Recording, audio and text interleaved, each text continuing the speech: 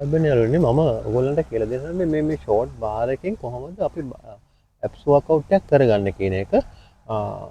මෙන්න මේ වගේ බාරයක් අරගෙන ඕට කලින් මම වීඩියෝ දාලා තියෙනවා. වීඩියෝ දැම්මට ඔයගොල්ලන්ට මම කරන විදිහ පැහැදිලි කරලා තිබුණේ. ඉතලා මේ බාර් එක අරගෙන මෙන්න මේ විදිහට අල්ල ගන්නවා. අල්ලගෙන අපි මදක් පස්සට එක කකුලක් ගන්නවා. අරගෙන මෙන්න මේ විදිහට අයන් බාර් එක අල්ල ගන්නවා. අල්ලගෙන අපි මේකේ කරන්නේ මෙන්න මේ සයිඩ් රිප්ස් වලට තමයි මේක වැඩිපුරම වැදගත් වෙන්නේ. ඒක ඒ ආශ්‍රිත මාංශපේශී වල තමයි මේක මේ ව්‍යායාම සිද්ධ වෙන්නේ.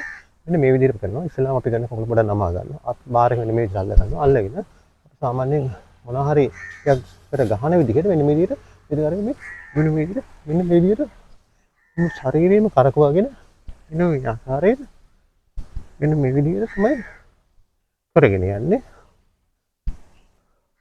මේකේ තමන්ට කැමති විදිහට තමන්ට කැමති වාර ගානක් කරන්න ඕනේ. මේක වැඩි වාර ගානක් කරකට තමයි ප්‍රතිඵල එන්නේ. මෙන්න මේ විදිහට මෙලම් තදින් අල්ල ගන්න ඕනේ බාර් එක.